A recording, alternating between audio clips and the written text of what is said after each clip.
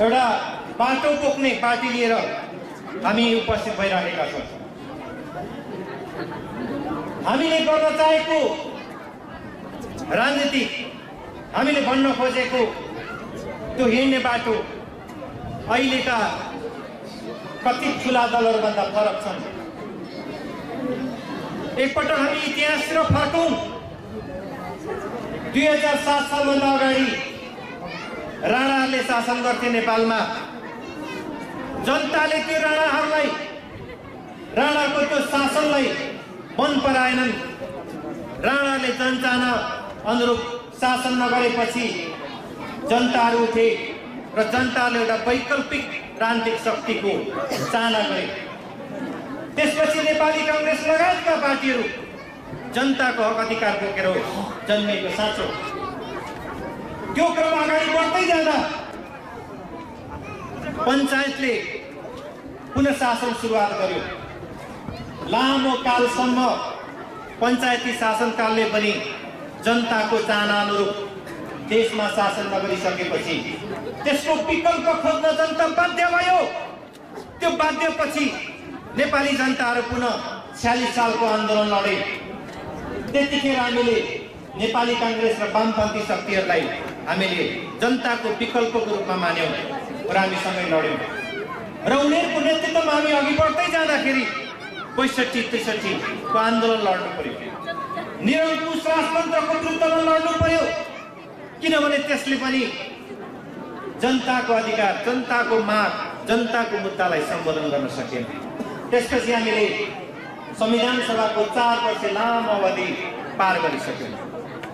यो 4 वर्ष अवधिमा हामीले एकीकृत नेकपा माओवादीलाई साथ दिएकै हौं, नेकपा एमालेलाई साथ दिएकै हौं, हामीले नेपाली कांग्रेसलाई साथ दिएकै हौं। एउटा विकल्पको जनताको चाहना, जनताको मागलाई संस्थागत गरेर संविधान बनेर आउँछ भनेर हामीले विश्वास गरेकै थियौं। तर राणाको विकल्पमा हामीले नयाँ पार्टी खोले जस्तै, पञ्चायतको विकल्पमा नयाँ पार्टी खोले जस्तै हिजो जेठ 14 गतेपछि, जेठ 14 गतेसम्ममा एमाले कांग्रेस र माओवादीले जनताको माग बमोजिम काम नगरिसकेपछि, जनताको माग लग्याएपछि लिम्बुवान आन्दोलन ती दलको रूपमा विकल्पको रूपमा उभिएको छ। आदरणीय अध्यक्ष, हामी वैकल्पिक राजनीतिक शक्तिको रूपमा लिम्बुवानमा हाम्रो आन्दोलन अगाडि बढाएका छौं र यहाँको सानो एकात्मकवादी ती पार्टीहरूको विरुद्धमा, सिंहदरबारको त्यो षड्यन्त्रको विरुद्धमा मन सम्बन्ध सङ्घीय मन राज्य परिषद एउटा आँधी जस्तै उभिएको आदरणीय समुदायहरू घोष गर्न सक्छ। हामीले भन्यौं त्यो पार्टीहरूको विकल्पमा हाम्रो पार्टी अगाडि आइराखेको छ। राणाहरूले सिर्फ आफ्नो परिवार नातागोताका लागि शासन गरे, त्यसैले विकल्प खोज्नु पर्यो। पञ्चायतले सिर्फ आफ्नो नेता कार्यकर्ता परिवारको लागि शासन गरे, त्यसको विकल्प खोज्नु पर्यो। 40 सालपछि पनि फेरि उही एमाले कांग्रेस र माओवादीले आफन्तहरूलाई मात्रै भर्ती गर्ने, प्रधानमन्त्री नभई नछोड्ने, आफू मात्रै हुनुपर्ने त्यो सुरुवात गरिसकेपछि हामीले उठायौं अब देश संघीयतामा जानुपर्छ। एकात्मक व्यवस्थाले हुन्न। सिंहदरबार र यो 8 क्षणमा के गर्ने हो त्यो निर्णय गर्ने काम बन्द गरिनुपर्छ। त्यसैले संघीय व्यवस्था हुनु पर्यो, पहिला एकात्मक व्यवस्थाको अन्त्य हुनु पर्यो भनेर हाम्रो आन्दोलनको माग छ। र त्यो संघीयताभित्र लिम्बुवान प्रदेश घोषणा हुनुपर्दछ, यो हाम्रो माग हो। हामी अहिले संघीयता र लिम्बुवान बेगर हामीलाई दिने प्रधानमन्त्री र पाइने मन्त्रीको पक्षमा छैनौं। सिंहदरबारको त्यो षड्यन्त्रप्रति हाम्रो अस्वीकार छ। जसरी पञ्चायतको विरुद्धमा, एकात्मक एकदलीय व्यवस्थाको विरुद्धमा बहुदलीय व्यवस्था आए जस्तै यो गत जेठ 14 पछि अब यो एकात्मक व्यवस्था होइन, संघीय व्यवस्था। त्यसमा पनि पहिचानको आधारमा राज्य हुनुपर्दछ भन्ने आन्दोलन हामीले अगाडि सारेकै हो। यो पहिचानको आन्दोलन एमाले कांग्रेस र माओवादीले सञ्चालन गरे जस्तै जमिनमाथिको आन्दोलन होइन। एमाले कांग्रेसले माओवादीले जमिनको कुरा गर्दैन। यो जमिनमाथिको यो संक्रान्तिको गाविस अध्यक्ष कसरी जित्ने, मुनि युवाको गाविस अध्यक्ष कसरी जित्ने, उता फुलबारीको गाविस कसरी जित्ने, या यो क्षेत्रको सांसद कसरी जित्ने, या यो जिल्लाको सभापति र उपसभापति कसरी जित्ने, उसको दौड त्यो मात्रै हो। जमिनको राजनीति उसको होइन। हामी लिम्बुवानको माग गर्ने, पहिचानको पक्षमा, पहिचानको पक्षधर, पहिचानको आन्दोलनकारी, लिम्बुवानको आन्दोलनकारीहरू हामी कसरी गाविस अध्यक्ष जित्ने दौडमा होइन। हामी सबैभन्दा पहिला संहिताभित्र लिम्बुवान राज्य घोषणा हुनु पर्यो। त्यो हाम्रो पहिलो शर्त र पहिलो माग हो। त्यो जबसम्म प्राप्त हुँदैन हामी चुनावको पक्षमा छैनौँ। आदरणीय पनि समुदाय,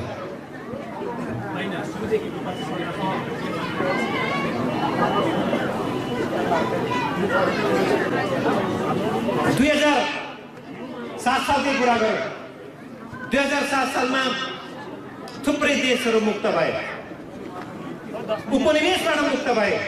भारत पनि त्यहाँ अर्कैले शासन गर्थ्यो, ब्रिटिसले शासन गर्थ्यो भारतमा। त्यसै पाकिस्तान, श्रीलङ्का, भुटान, बङ्गलादेश, बर्मा, मलेसिया सब विदेशीहरूले शासन गर्थ्यो। तर नेपालमा कसैले शासन गरेका थिएनन्। तर सयौं वर्षदेखि यहाँ उपनिवेश छैन, यहाँ आन्तरिक उपनिवेश छ। सिंहदरबारले शासन गर्छ यहाँमाथि। जसरी ब्रिटिसले इन्डियालाई शासन गर्ने क्रममा त्यहाँको सबै राम्रो राम्रो बहुमूल्य चिज, त्यहाँको सबै धन सम्पत्ति लुटेर बेलायत लग्यो। जसरी श्रीलङ्का, बङ्गलादेश, पाकिस्तानलाई चुसेर, बर्मा र मलेसियालाई चुसेर आजको बेलायत बनायो, त्यस्तै सयौं वर्षदेखि सिंहदरबारले हाम्रो प्रत्येक घरहरू, प्रत्येक गाउँहरू, प्रत्येक जिल्लाहरू चुसेर सिंहदरबार मोटाइरहेको छ। विदेशीले हामीमाथि शासन नगरे पनि सिंहदरबारले बारम्बार शासन गर्यो। त्यो आन्तरिक उपनिवेशवाद हो। त्यसै कारण आज हाम्रो गाउँहरू रुखिएर गएको छ। हाम्रो गाउँहरू उराक भएर गएका छन्। हाम्रो प्रत्येक दाजुभाइहरू आज खाडी मुलुकमा हुनुहुन्छ, विदेशी देशहरूमा, विदेशी भूभागमा काम गर्न बाध्य छ। यो हाम्रो देशको शासकहरूले शोषण गरेको कारणले, देशको गाउँ शोषण गरेर सिंहदरबारमा बस्ने ती शासकहरूले आफ्नो छोरी देशलाई ब्रह्मालुट गरेर आफ्नो छोरालाई विदेश पठाइरहेका छन्। तर यो उराक लाग्दो गाउँबाट विदेश गएका दाजुभाइहरू विदेशमा पैसा कमाएर आफ्नो छोराछोरी यही गाउँमा पढाइरहेका छन्। यसरी सिंहदरबारमा बस्नेहरूले गाउँलाई चुसिरहेका छन्, शोषण गरिरहेका छन्। यी तमाम शोषणको विरुद्धमा लिम्बुवान आन्दोलन अघि बढिरहेको छ। यसै कारणले एमाले काङ्ग्रेसभन्दा फरक छ हाम्रो आन्दोलन। उनीहरू जसरी पञ्चायतले गर्यो त्यही काम गरिरहेका छन् एमाले काङ्ग्रेस माओवादीले। नाम मात्रै फरक हो, अनुहार मात्रै फरक हो, शासन गर्ने तरिका त्यही हो। त्यतिखेर पनि वर्षमा 4 चोटि प्रधानमन्त्री फेरिले अहिले त्यही फेरिन्छन्। गाउँलाई, बस्तीलाई, बजारलाई कसरी समृद्ध बनाउने, कसरी विकास बनाउने त्यो हेर्दैन।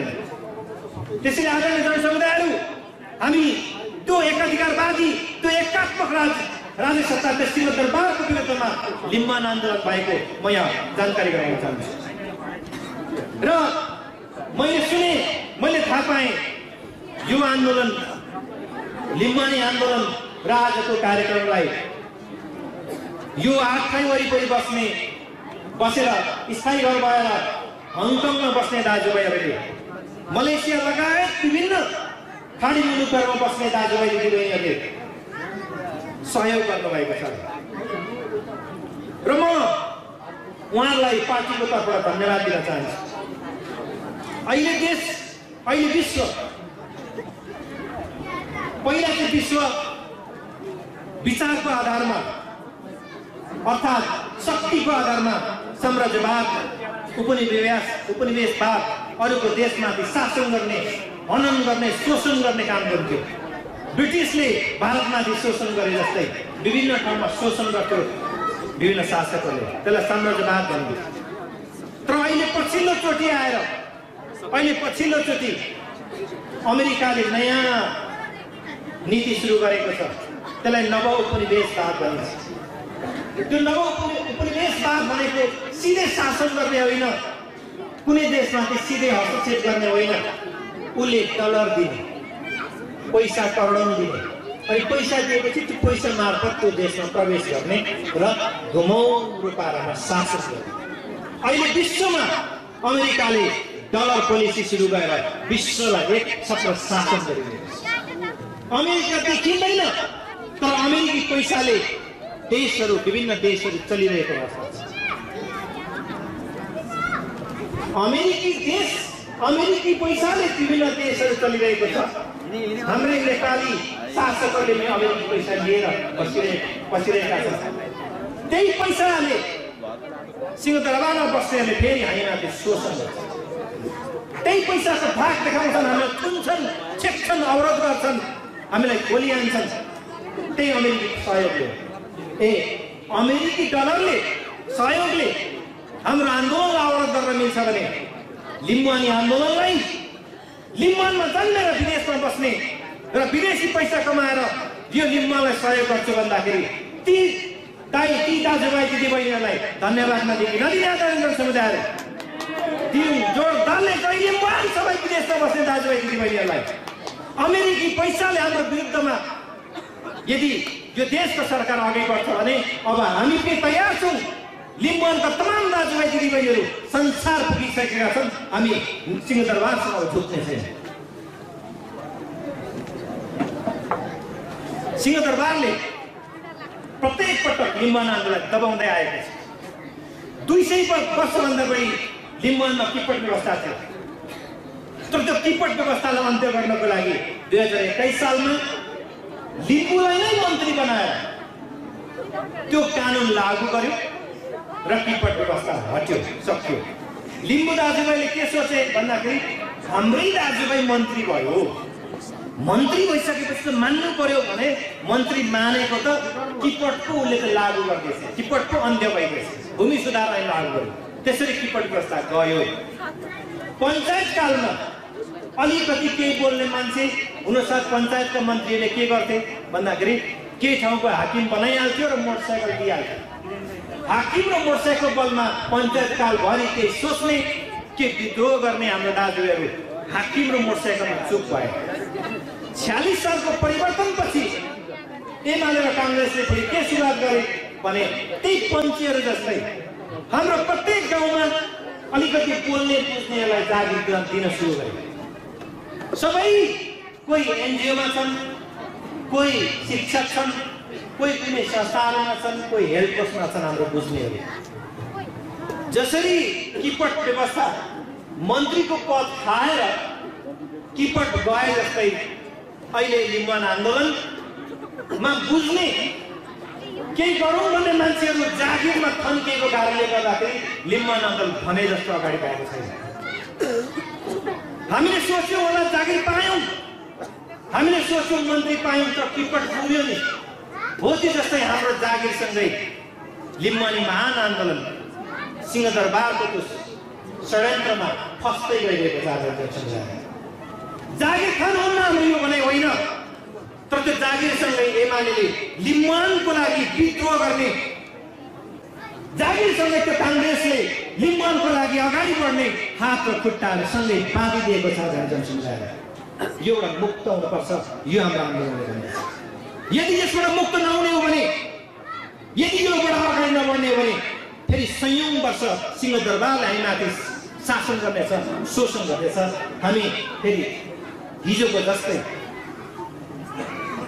र अस्तिको जस्तै एउटा दासको जीवन बिताउनु पर्नेछ। आदरणीय जनसमुदाय, म यहाँहरुबीच यो कुरा राख्न चाहन्छु। र सिंहदरबारले लिम्बुवान आन्दोलनलाई गहिरो गरिरहेको छ। सिंहदरबारले गर्ने प्रत्येक षड्यन्त्रले के गर्छ भने लिम्बुवान आन्दोलन अगाडि बढ्नु हुँदैन।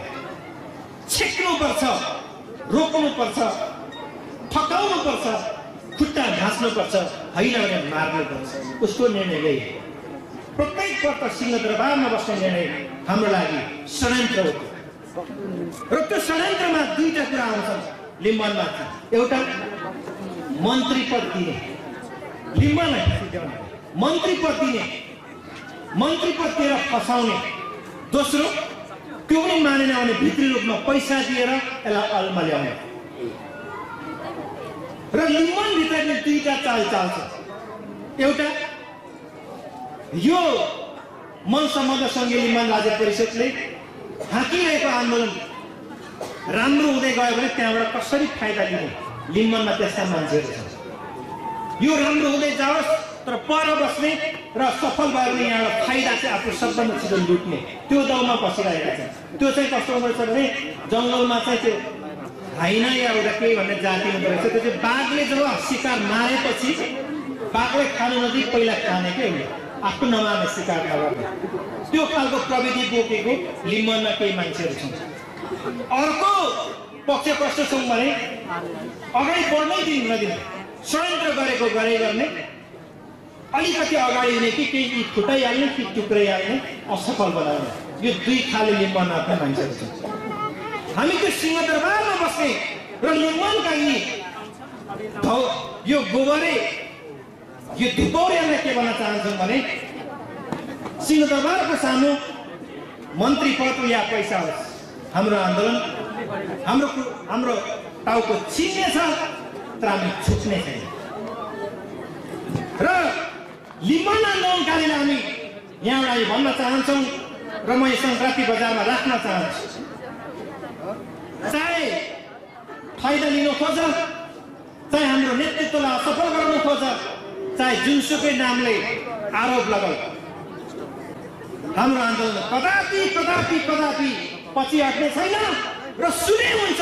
यो आन्दोलन हाम्रो श्रद्धेय अध्यक्ष कुमार लिङ्गदेन नेतृत्वकै कुमार लिङ्गदेनज्यूकै नेतृत्वमा अगाडि बढ्छ। हामी नेतृत्व फेर्दैनौँ तिमीहरूको के अरे गाली गलौज र आरोपले। यो सुनेर बसे हुन्छ र हाम्रो आन्दोलन तिमीहरूको बलले, तिमीहरूको षड्यन्त्रले पछि पर्ने छैन। आदरणीय समुदाय र अन्त्यमा हामी लिम्बन आन्दोलनकारीहरू एउटा यस्तो फलाइका यस्तो बस्ने ठाउँ जहाँ चाहिँ शान्त रूपमा बसौँ, त्यस्तो चाहन्छौँ।